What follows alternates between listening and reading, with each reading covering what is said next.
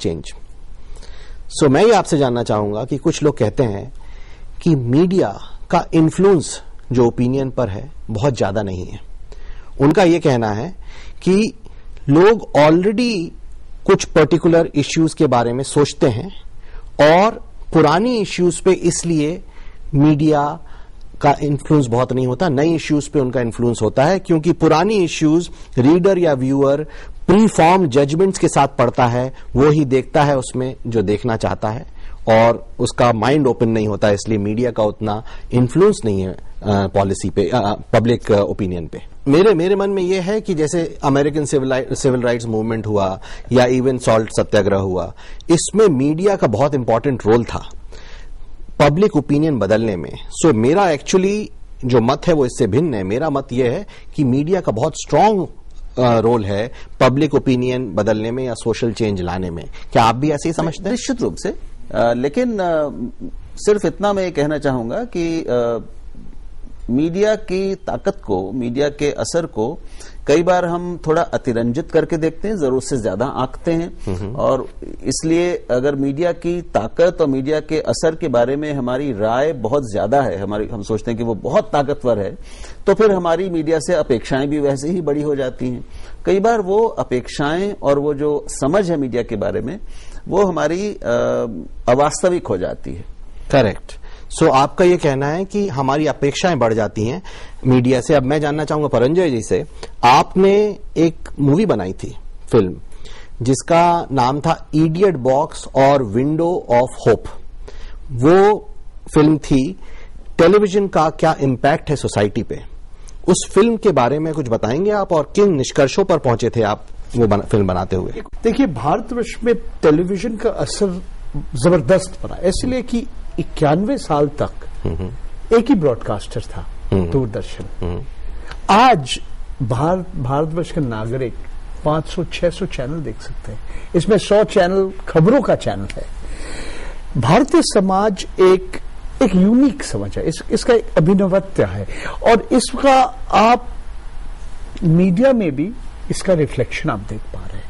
ऐसा देश नहीं है विश्व में जिसका करेंसी नोट में 17 भाषा लिखा हुआ है, जो आप 22 या 23 भाषा आप ऑफिशियल पर्पसेस के लिए आप यूज कर सकते हैं, जो संविधान में 8th शेड्यूल में है। और आप देख सकते हैं कि इस देश में 64,000 से ज्यादा अखबार है। एक ही रेडियो स्टेशन था कुछ दिन तक, अभी भी खबरों का मोनोपोली है ऑल इंडिया रेडियो की, मगर 250 के आसपास एफएम रेडियो स्टेशन है। तो ये पूरा का अगर मीडिया का जो आप मीडिया स्केप कहेंगे या मीडिया का लैंडस्केप कहेंगे, इसमें कुछ अच्छी चीज भी है और खराब भी है।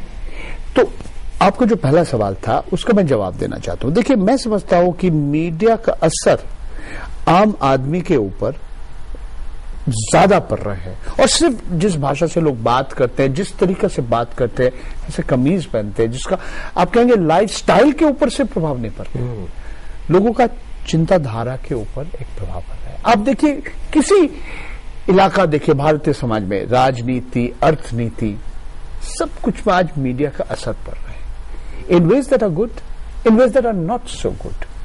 Very good. सो आपका ये कहना है कि ना सिर्फ life style, thinking patterns, value system, मूल्यबोध चेंज हो रहा है।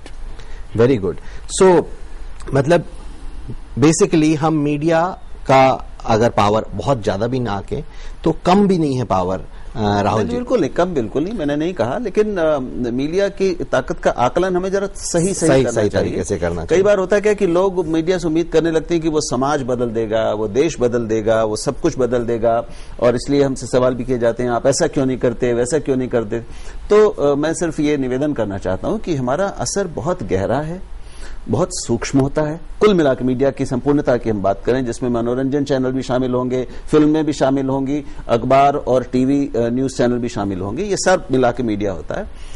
इनका बहुत चेतन अवचेतन दोनों स्तरों पर प्रभाव पड़ता है, जैसे सोच पर पड़ता है, भाषा पर, जीवन शैली पर, हमारे सपनों पर, हमारी आकांक्षाओं पर, महत्वाकांक्षाओं पर, हमें सपनों पर पड़ता है। तो लेकिन कई जगह हम पाते हैं कि उतना नहीं पड़ा है, ये सूक्ष्म और गहरा और लॉन्ग टर्म ज्यादा है। तात्कालिक उतना नहीं होता। अगर होता तो पिछले 100-150 साल से इस देश में अखबार हैं, 150 साल से हैं। आजादी के बाद से तो आजाद अखबार हैं, आजाद प्रेस रहा है। पिछले 15 साल से आजाद टेलीविजन भी हो गया है। उसके बावजूद क्या हम पाते हैं कि, और हम क्या विश्वास से कह सकते हैं कि भारत का प्रजातंत्र पहले से बहुत ज्यादा लोकतांत्रिक हुआ है, बहुत ज्यादा पारदर्शी हुआ है, हमारे यहाँ भ्रष्टाचार कम हुआ है? ऐसा नहीं है। कई चीजें हम पाते हैं, कई बड़ी सामाजिक बुराइयां दरअसल बढ़ी हैं मीडिया के रहते हुए। तो क्या मीडिया नाकाम है, पूरी तरह निकम्मा है? नहीं। क्या मीडिया एक कारण भी हो सकता है सामाजिक बुराई को बढ़ाने में? कई जगह हाँ। फॉर एग्जाम्पल हम देखते हैं कि मीडिया बहुत कई बार टिटलेटिंग और सेंसेशनलिज्म को प्रमोट करता है। तो ये प्रमोशन क्या समाज में बुराइयां और फैलाता है, और मीडिया के पास क्या ऑप्शन नहीं है कि वो होलसम फेयर को एंटरटेनिंग वे में रख के इकोनॉमिक्स भी संभाले और थोड़ा सा सोशल चेंज लाने में भी मदद करे? मैं मानता हूं कि आप ठीक कह रहे हैं, ये सही है। टिटलेशन मीडिया फैलाता है, वो उत्तेजना फैलाता है, वो ऐसी चीजों को दिखाता है और प्रमोट करता है जो समाज के लिए और व्यक्ति दोनों के लिए अच्छी नहीं है। ये सही है, मैं इससे इनकार नहीं कर सकता। अब आपका चैनल है, इतना अच्छा चैनल है, मैं देखता हूं आपका चैनल, और बहुत होलसम जर्नलिज्म प्रमोट करता है, लेकिन आपके चैनल पर भी ज्योतिष के बारे में काफी कुछ आता है। क्या समझते हैं आप, इससे समाज आगे बढ़ेगा कि समाज में कुछ त्रुटियां भी आ सकती हैं इससे? देखिए, मेरी निजी राय आप पूछेंगे तो मैं उसको लेकर खुश नहीं हूं। मेरा बस चले तो मैं वो न करूं। लेकिन मुझे ये भी ध्यान आता है, और मैं आपसे भी ये निवेदन करूंगा कि ज्योतिष इस देश में नया नहीं है, न तो ज्योतिषी नए हैं। ज्योतिष का इतिहास इस देश में और दुनिया की हर सभ्यता में, इस देश में तो कई हजार साल पुराना है। हमारे यहाँ ये परंपरा है, या आप भारत की परंपराओं की बात करेंगे तो परंपरा है कि हर काम में, हर प्रमुख काम में ज्योतिष की मदद ली जाती है। इस पर बहुत शोध हुआ है, बहुत सारे ग्रंथ हैं हमारे यहाँ। तो ज्योतिष भारतीय जीवन का एक अभिन्न हिस्सा आज से नहीं है, कई हजार साल से, नंबर 1। और इससे पहले भी जब चैनल नहीं थे तो उससे पहले अखबारों में नहीं होता था क्या? वहां पे राशिफल नहीं छपते थे, लेख नहीं छपते थे क्या? छपते थे, कम से कम 50-60 साल से छप रहे हैं, उससे पहले से भी छप रहे हैं।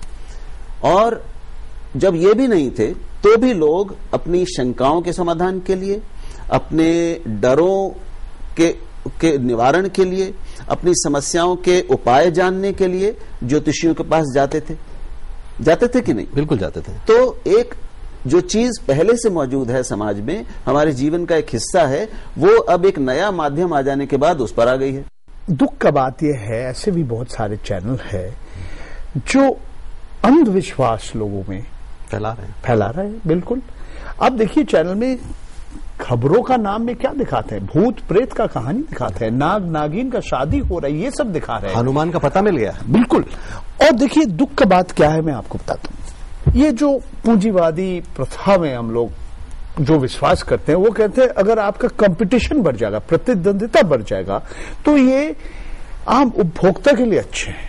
दुर्भाग्यपूर्ण ये बात है कि मीडिया का अगर बाजार में आप देखेंगे, कंपटीशन बढ़ गया, there has been an intensification of competition, और साथ साथ नीति और नैतिकता और इसका जो मापदंड है, जो स्टैंडर्ड्स है, ये कम हो गया।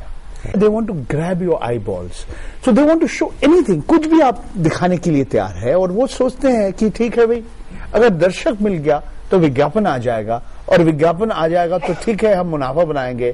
तो दुख का बात यह है कि ऐसे बहुत सारे एक हिस्सा है मीडिया का जो सिर्फ ये एक व्यापार, एक बिजनेस की तरह देख रहे हैं कि हम जितना जल्दी जितना मुनाफा कमा सकते हैं, यही हमारा एक ही हमारा लक्ष्य, और कुछ नहीं है।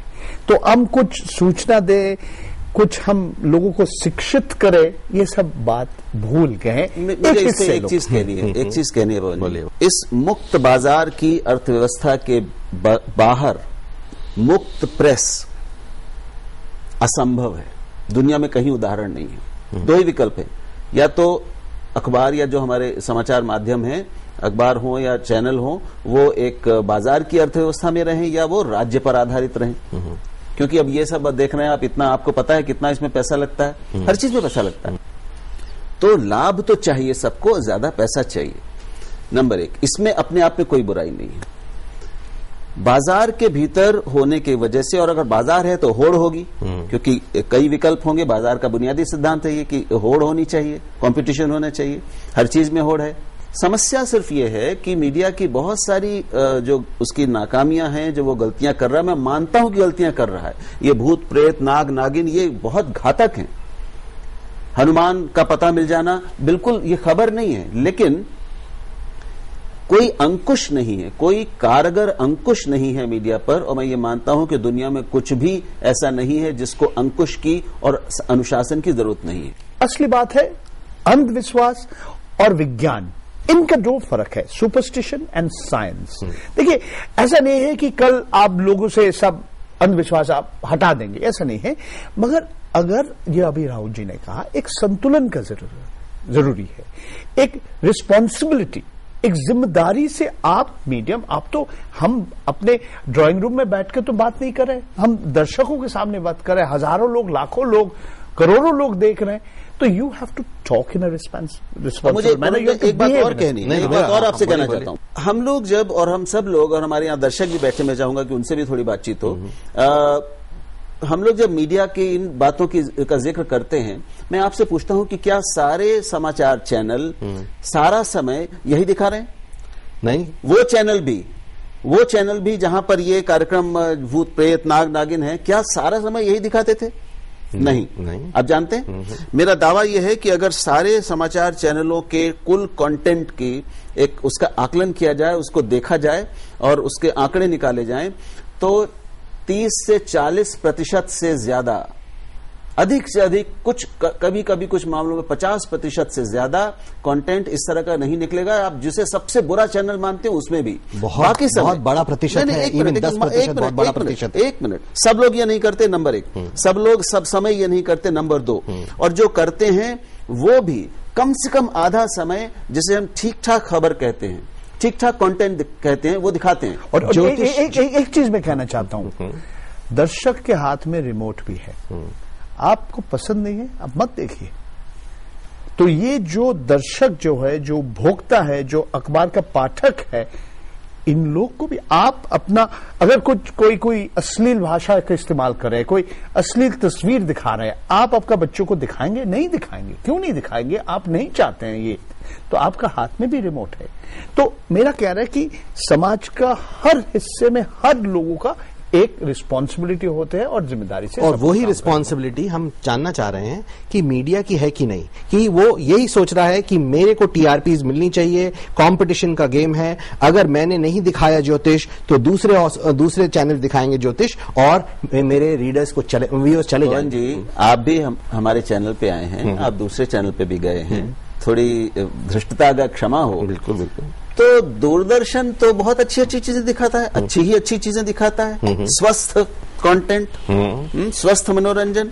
दूरदर्शन की आज स्थिति ये क्यों है? अगर सरकारी उसको मदद मिलना बंद हो जाए तो वो अपनी नौकरियां, अपने लोगों को तनख्वाह दे पाएगा? बड़ा अच्छा पॉइंट आपने बोला। एक मिनट, दूसरी बात, मैं अपने चैनल पे, और आप जानते हैं इस बात को, मैं खुद रोज एंकर करता हूं एक घंटे का कार्यक्रम, जो उस दिन की समसामयिक जो घटना होती है, खबर होती है, उस पर हम चर्चा करते हैं, गंभीर चर्चा करते हैं, गंभीर लोगों को, मेहमानों को, आप जैसे पौरंजय हमारे साथ कितने कार्यक्रमों में रहते हैं, बहुत सीरियस इश्यूज, ठीक है, इंपॉर्टेंट इश्यूज। I agree. हम ये भी दिखाते हैं, उसी कार्यक्रम के अंत में हम ये भी दिखाते हैं, एक 2 मिनट या 3 मिनट की खबर दिखाते हैं, तो देश के किसी भी हिस्से से हम उसको कहते हैं खबर बनते भारत की, किसी एक सामान्य भारतीय की खबर जो बहुत अच्छा कोई काम कर रहा हो, चाहे वो गांव में हो, शहर में हो, उसमें कई बार अनपढ़ महिलाएं भी होती हैं जो स्कूल चला रही, बहुत सारे ऐसे होते। लेकिन हम साथ में जब लोटपोट नाम का कार्यक्रम दिखाते हैं अपना, तो जो हर हफ्ते हमें रिपोर्ट मिलती है व्यूअरशिप की, उसमें लोटपोट हमेशा मेरे कार्यक्रम से ज्यादा व्यूअरशिप होती है। ऐसा क्यों है? देखिए, एक है ना कि गांधी जी, कैथरीन मेयो ने एक किताब लिखा था, मदर इंडिया, तो गांधी जी ने उसको कहा था कि this is the drain inspectors report. अगर आप सिर्फ ड्रेन को इंस्पेक्ट कर यही देखेंगे तो आपको you will miss the big picture. एक महिला एक बार